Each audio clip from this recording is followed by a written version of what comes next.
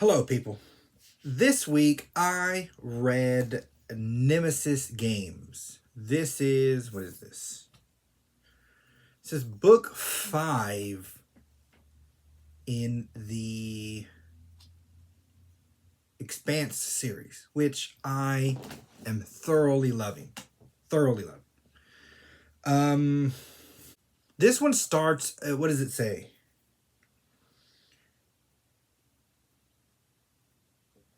It's been, I think, a year since sort of maybe the last book ish, and like 3 years since the sort of series started. So it's a small thing, but I like when an author keeps track of chronology. Only so much can happen in a lifetime before it gets outrageous or they're living way too long. It starts to feel jumbled, right? Unless you're Winston Churchill. So I like that they keep track. Our ship, our Rocinante, is getting repaired by Fred Johnson. And we have some setup of politics, right? How does the world look as a whole? World meaning, humanity. We have three main factions. We have Earth, we have Mars, and then we have what they call the Belt, which is sort of spacers, people who've lived in space their whole lives. And now we have this new element of the ring gate / gates. There is an alien ring that showed up that teleports you to some other place, and from that place 1,000 more rings open up, right? There's a 1,000 more worlds to have access to. It's old alien technology. It's still a mystery. And in that, what they call the slow zone, you have a large ship that becomes essentially the last station of civilization before you get out into what would be new colonies, new worlds. It's a centralized last port of call, so to speak. And Fred Johnson holds that. And he's interested in keeping that. Now, sort of all this gets said very quickly. And I feel like it's a setup to more what this book is, not a setup as here's what we're going to talk about. A setup in a style of storytelling. So the other books, I would say fairly, I think you could be all right, books 1 through 4, of sort of reading them out of order or grabbing one and not reading another. They're sort of self-contained books. This book is the first that is heavily reliant on the reader having read at least one of those other books. There's less backstory explained. It's picking up more threads that have already been laid down. And I know for us reader types, there's always the threat of authors, stretching out their story. I think we've all seen this where now all of a sudden there's 27 books in a series and it seems unfair. Like, you want me to buy like 19 of these to finish this story, and some of them internally aren't good enough to be a whole book. They should have been merged, etc. We've seen the money grab, so to speak. I don't feel like this one's a money grab. I feel like, the authors can give, right? In certain respects, but at some point they can ask a little of us too, And I think we're far enough in the story that the author can say, I gotta ask you to read at least one or two of the other books. I gotta ask you to do a little homework. Come a little more prepared, right? That's all I think they're really asking. It's not too much, I don't think, to ask. They are good books, and at some point your story, the complications of your story, I think, go beyond catching up, if that makes sense. At a certain point, I can't give you the entire history of Germany to tell you, this one war story. At some point, you need to know some history yourself. This kind of energy. It's like that. So it doesn't feel like a cash grab, but it also sort of requires, I would not suggest starting with this book. Obviously, people do what they want. But I wouldn't suggest starting with this book at all. In this conversation, where we're getting the layout of how everything works, right? I'm sitting, it's Fred Johnson talking to Holden, our El Capitano.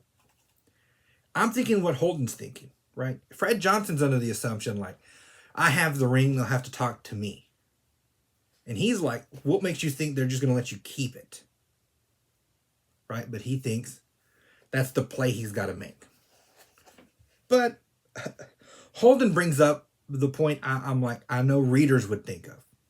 Because everyone else sees this as a new frontier, like a new American West. But Holden's like, there's no Indians in your new frontier. You know why? Because the civilization that made it got wiped the crap out. And what wiped them out, presumably, is still there.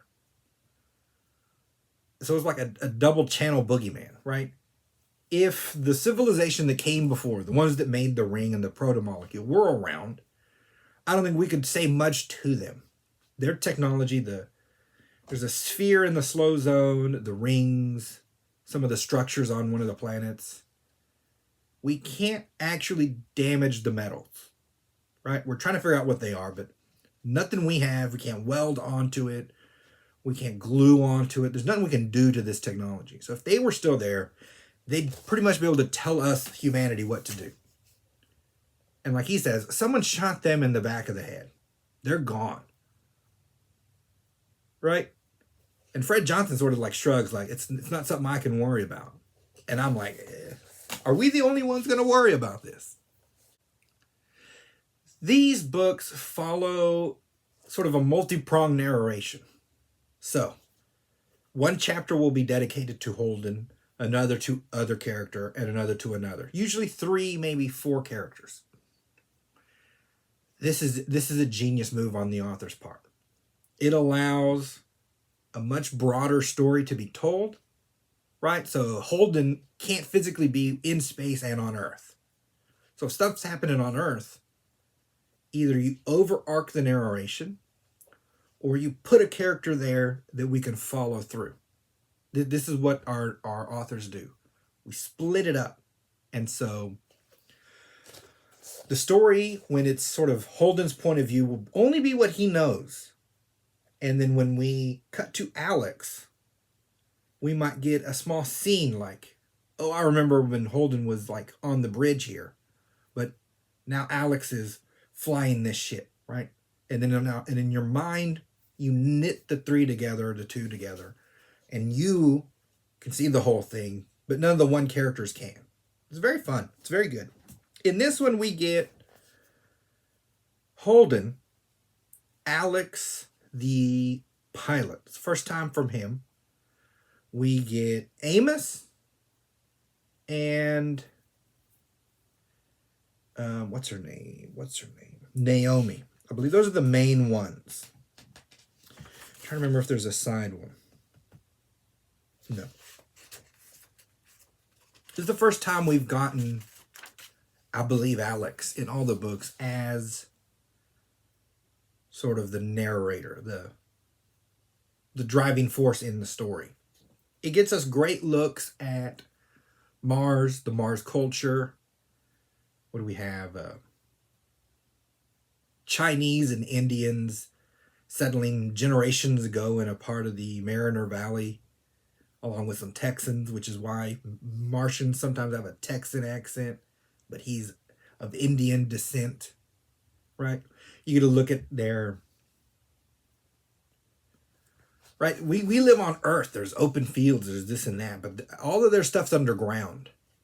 And it got built in a type of a layer. So the first ones who came did the best they could, but maybe it's built more like a ship and it's kind of cramped. And so the next generation digs a different town and they open it up, and then the next one has a skylight. You see the tiers in the Martian society. Very fun. I liked it. We also get his perspective on like himself, how tied to being on a ship that he is, which, I mean, you have some people who love being a pilot just on planes, who when they're on the ground they want to be in the air. You have some people who are captains who when they're on land they want to be at sea. This makes complete sense to me that someone would be in love with the act of piloting a ship through space, of that hole, and then outside of it being a void and nothing and death, and then that hole being your entire world. I can see the appeal. Early in, he starts it, but then, everyone picks up the ball. And he wants, because the ship is down for 6 to 8 months on repair, he wants to go visit his ex-wife and leave things off better than they were left off. Right? Apparently, he just left. He said, I'm like going to get milk, and then ends up on a freighter 3 years out. This kind of energy. So he's like, I should go talk to her. That would be a thing to do as an adult. And I'm already uneasy, right? And then Amos is like, yeah, it's a good time. I need to go check on something on Earth. I have issues too. And then Naomi's like, I gotta do a thing that's personal by myself. And so from really early in, I'm seeing my beloved crew just evaporate. They're all spread out across everywhere. And I'm sitting here sometimes with Holden in the same spot that he's in as a reader, like as the character, where one, I'm alone and bored, and then two, I'm just highly nervous that something's going to happen and my beloved crew's not going to come back together. You know what I mean? It's like it's like the breaking of the Fellowship or something. I'm this is the 5th book. I'm 4 books in. I'm really tight with this crew in my mind. And I'm like, no, I don't want to. It's like I weirdly feel exposed as a reader, because with the crew there, they can help each other, but alone, they're just on their own and they don't have any backup. It's just very unsettling. And you almost forget about the outer problems, but Holden brings it back. He's going to talk to Monica. Monica is a reporter. I love the callbacks. There are a few of them. Monica's the reporter who was in, I think, book 1 or 2. She has a question for him. She has a video of a ship going through the ring and just not coming out the other side. And, in the turmoil of the day, people aren't looking after the colony ships, right? But she starts to look and she sees a large number of them unaccounted for. And she thinks maybe the rings are eating the ships. And Holden starts looking into it. She even wants to get Fred Johnson's protomolecule sample. And I don't know if she wants to feed it to Holden or what she thinks how it's going to work, but she wants to dredge up the Miller ghost and ask it, are you eating the ships, right? And he's like, that's one of the worst ideas I've ever heard. With Alex, we get a look at Martian society. With Amos, we have a solid look at Earth and sort of, I would say, mass transit. Because he's now not on his own ship, so how do you get from a space station to Earth? Space stations have transport ships. You pay for one of those like a bus. It takes this long journey, which can be a couple of weeks, to this other place. And from there, I think they always end up, you want to go from where you are, probably near Jupiter or something, to Luna. Everything's to the moon, and then from the moon down to Earth. They say down the well. It's like as in a gravity well. I like the look of this, right? It's another one of these where I get to experience space life through this book, because They're large ships. There are multiple families within it. If I'm making, what is it? We have big Boeing ships. Of course, we're going to have huge freight level spaceships to haul as many people as possible. It makes me the most money. But, at a certain mass, people are people. And these things become mini towns. And there are criminal elements in this town, that Amos gets to deal with. And we see, his love of violence. Beat some cats up. Mars is more put together, more cosmopolitan, I'd say, more sanitized. It's a more travel thoroughfare. And then we get down to Earth, and it's from where he was. You're rich, and if you're poor, you're probably pretty poor. But he goes down, and he had a friend named Linda who saved him when he was a street urchin, and he's making sure she's all right. Her whole setup ends up cleared. Through Naomi, we get a look at the Belter Society. Belters, when you have there's a lot of their own language, which if you listen, it's verbiage from other languages just sort of crammed in, Creole style, but not just, Creole's just English or Spanish and French. But if you got 15 different languages, Creolized it, that's the kind of flavor you get. So it's pretty fun. We don't translate. Sometimes they just say their words and you just have to sort of get the vibe, which I think is a very Belter thing, the vibe. There's a lot of hand movements because they grew up in space suits. There's a lot of looks, head tilts, this kind of energy, along with their language. A lot of unsaid things with them. Naomi used to be OPA. I don't remember what OPA stands for, but it's the sort of the militant branch of Belters because they see themselves as very downtrodden. They see, over the course of generations now,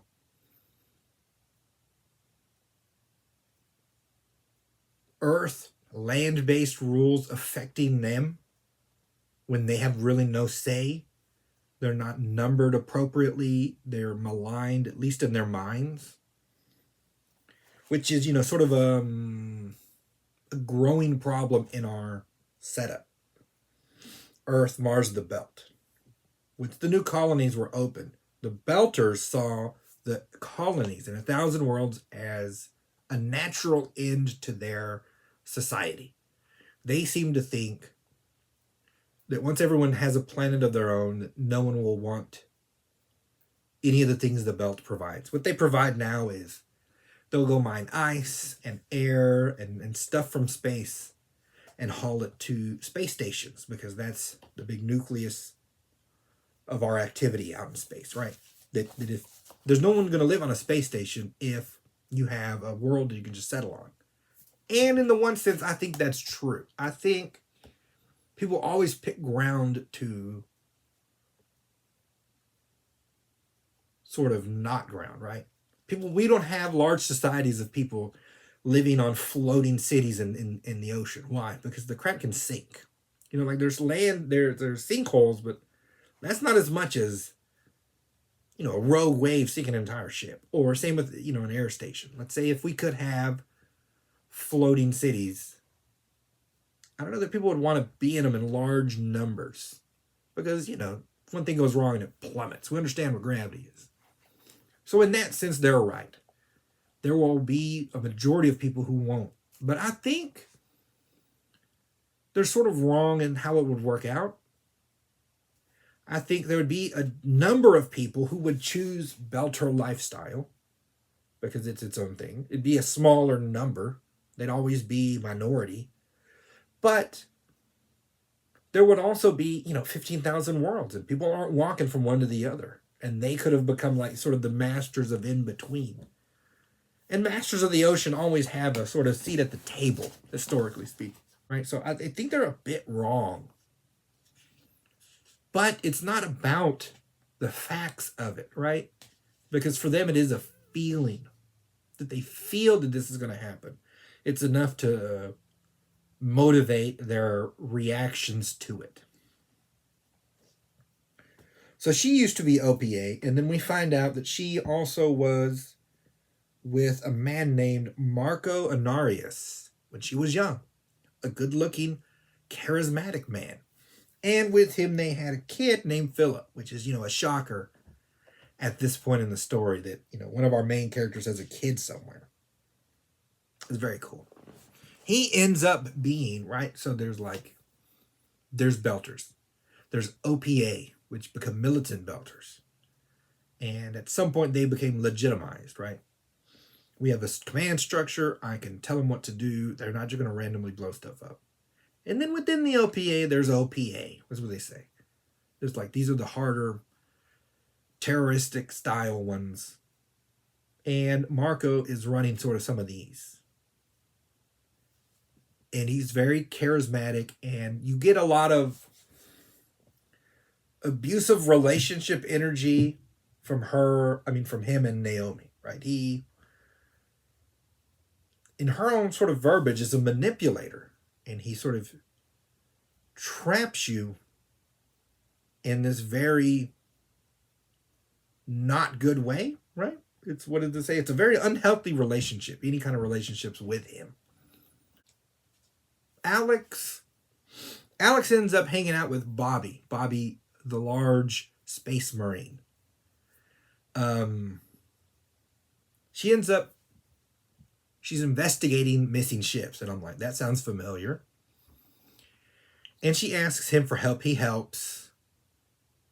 And they end up sort of the two strings come together in that Holden's asking, hey, Alex, you're in the area. Can you get a ship and fly to such and such a location and check on where a ship should be? We have all these missing ones. At some point, we need to, the rubber has to hit the road at some point, right? I need real facts, not just data points. So he goes with Bobby, who has the Razorback. Again, another great callback.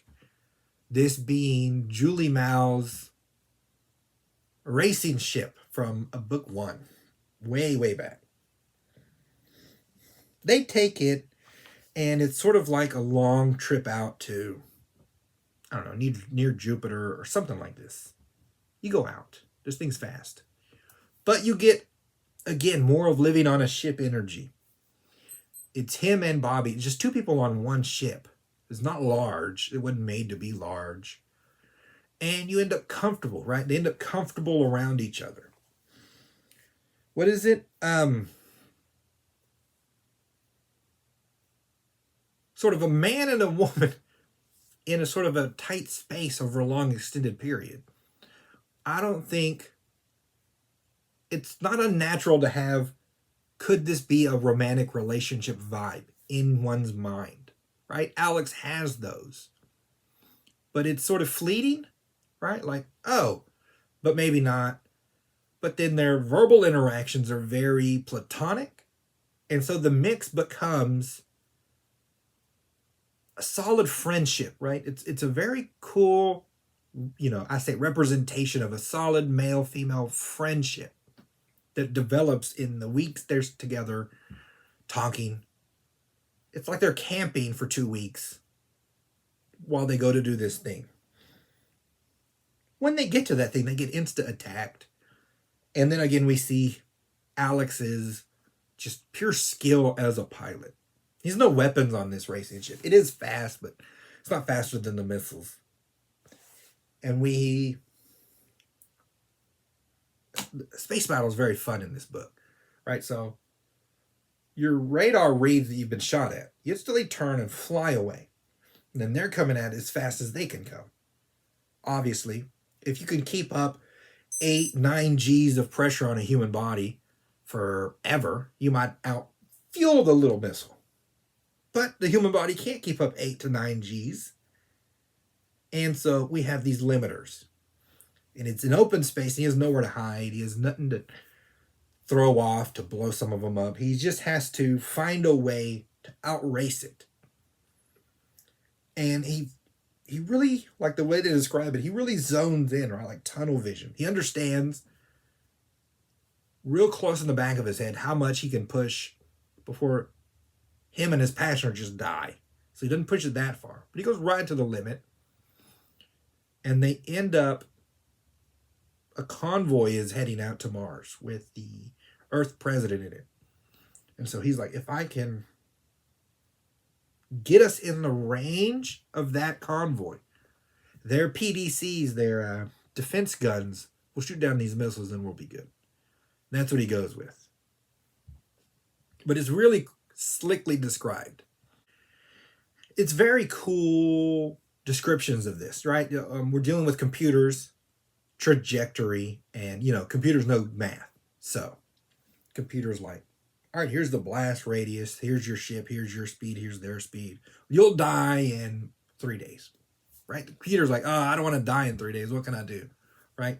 It's a lot of this where a shift here can kill you 5 hours sooner. A shift there can kill you 5 hours later. But the outcome is, avoid in space and you're going to die anyway. And the outcome here is you're in the zone that you think you can get to. And it might vary if their track varies. It might vary how much up and down, these kind of things. It's very fun. They get attacked, and then we cut to Amos. Amos, after his business is taken care of, the lady died, natural causes, no foul play, so there's no one he has to kill to avenge her. It's just, well, she died, everything's good. He goes, well, I got some time. Why don't I go see an old friend? And his version of an old friend is going to see, what was her name? Clarissa Mao. In one of the books, she's literally trying to kill Holden and the whole crew of the Rocinante. She sees them as having, destroyed her life and imprisoned her father. So she went from rich to just everything imploded. She's kind of crazy, right? She might still be a little crazy. But Amos is sort of a psychopath too, so he can deal with that. He goes to visit her in a maximum security jail with, is deep underground. They're fun conversations, but in the course of this is when the crap really hits the fan. What do they say? Someone starts dropping rocks on Earth. That's how they say it. What it is, someone deep in space grabbed the rock and however big, spun it, drove it, sent it so that it will plummet and actually hit the Earth. And this is one, maybe an accident, but then like 3 hit. And as Clarissa's looking at him, she's like, if the spread's right? So if you drop enough on Earth, it's apocalyptic, right? This is what killed the dinosaurs. There's a plume of smoke, all the food goes, there's going to be mass start, this kind of energy. It's this heavy a moment. And I can't help but get 9/11 vibes when I was reading this bit. No, maybe it's because I was alive when 9/11 happened. I wasn't in New York or anything like this. But that sort of energy that was around at that time, I feel like a lot of that energy is in this moment, how people were reacting, how people turned on TVs and started to brainstorm what it meant and what the realization when it's not an accident, right? Now, the author's not saying this. The author's not saying this is like 9/11. It's just, again, when there's good writing, you find these analogies. And I'm sure in 50 or 100 years, there'll be some other disaster that reminds people sort of the same way when you reread this section. It's very cool, right? I guess if you had read it 67 years ago, you'd thought Pearl Harbor, right? There's these moments that happen in humanity's history. It really read really well. One of them hits where he is, right? But he's underground in an underground facility, so the initial hit doesn't hurt him. But the facility's jacked. And for a second he thinks, I'm going to die locked in this stupid room. But of course he ends up getting out. He ends up calling Clarissa Mao Peaches, because he likes giving everyone a nickname because it's easier. But I feel like it serves a dual purpose. Because if you read that whole other book, I feel like in your mind, the name Clarissa Mal would mean negative. It will mean villain. But that's not Clarissa Mal anymore. It's Peaches now. This is someone who that psychosis has worn off. Someone who's been somewhat rehabilitated in this prison facility. Someone who's come to terms with the wrongs that they've done. Can't say, you can't pay for it, right? You've killed people. You're always gonna have to live with that. But she's living with it now versus before. She was in complete madness mode, right? So it's a very fun, interesting twist on a character you've already centered in your mind, so to speak. And it doesn't undo the other book because the other book doesn't call her Peaches. It's a very cool energy. That's what his story then becomes a survival story. First get out of the facility, then survive in, a bombed out Earth. That's just like a hellscape now. It's if you've seen zombie movies, if you've seen End of the World movies, it's that kind of energy. It's two people walking, getting supplies, this kind of thing. He has an idea to get some of the crew he knew from Baltimore, criminals, to help him. And to help him break into, if they need to, a rich person's facility that holds yachts, because Clarissa was rich when she was young and she knows where the facility is. So they get the crew, they go to get the yacht, then they have to fix the yacht to go into space. Once they're in space, they can make it to Luna. They're not going to starve to death on Earth, so to speak. Or, die in the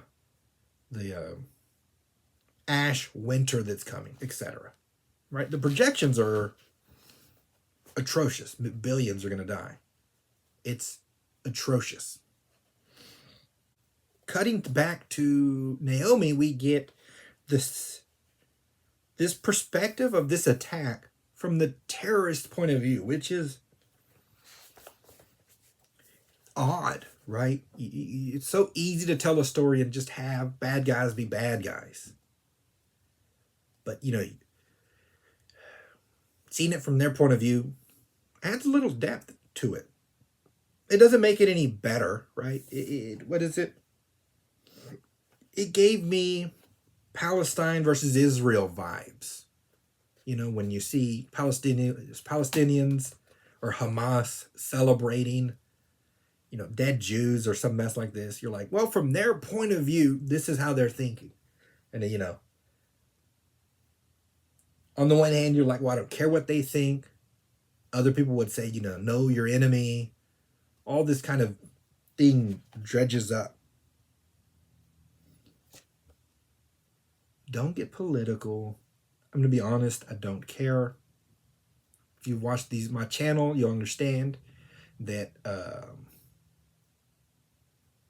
only history I care about is like 500 years old. So if it happened earlier than that, I could care less. So, you can say what you want, but I actually don't care. Before, you get all in a tizzy about, I said Jew in Palestine. Calm down. For our characters, it's Philip. Philip helped. They stole a cloaking skin they could paint on this asteroid. He's the one who stole that. And he's very proud, right? I did this. I'm a good warrior. We did the big strike. But he's young. And she's sitting there like, on the one hand, she wants to protect him. It's her kid. But on the other hand, you do adult stuff and, you got to get matured pretty quick because you're going to have adult responsibilities coming at you. And she's torn between these two, but she has to lay it on. How she has to lay it on. And he's like, yeah, I did that. And she goes, what does she say? You just killed 250 million people. Someone should have kept that from happening. And of course, it's almost twofold, right? Like someone should have stopped these asteroids. And two, someone should have stopped you as a child from having a hand in dropping these asteroids. These adults can have the ideas that they want, twisted or not. Well, you shouldn't, pass it on to your kids. But that she's looking at them like, But she did that. And then she leaves them with, before you kill yourself, come find me, right? This. She knows at some point, because unless he's just a pure monster, it will impact him, the thing that he did here. You also get a good sense of, I wonder at this, a sense of how humanity would take something catastrophic happening to the Earth, right? At some point, we are going to have ships that go into space. We're going to have I'm pretty sure we're going to have a Mars colony, a moon colony, huge space stations out, probably to Jupiter or wherever. We're going to have a large number of people who are going to live not on Earth at some point in human history. I don't see how there's that. I don't see how it's avoidable, right? And even 4 or 5 generations, 7 generations in to being, I'm a Martian. I was born on Mars, and my great great great grandfather was born on Mars too. We're nothing but Martians through and through. If some big dino asteroid hit the Earth, and it was just in this apocalyptic state, I feel like it would affect people. It would affect humans. Not some, yes, in the number of people who die, but sometimes that's hard to grasp in your mind. But the symbol of Earth, the symbol of this is where we're all from, and now that it's in an irreversible state, right? In the back of your head, this is what Alex is thinking. In the back of your head, you think maybe I could always have gone back. And now that that's gone, how it sort of affects the overall psyche. This is explored in this book. It's very good. The ending is also another aspect in which this one's not like the others. The others are fairly self-contained, right? In their explanations, but also in sort of their resolutions. This one is not. The closest to a resolution we get is our crew back together, which I'm very, very happy for, right? They are back together, but now we're in this tattered state because Earth is damaged. I'm very happy my crew's back together, but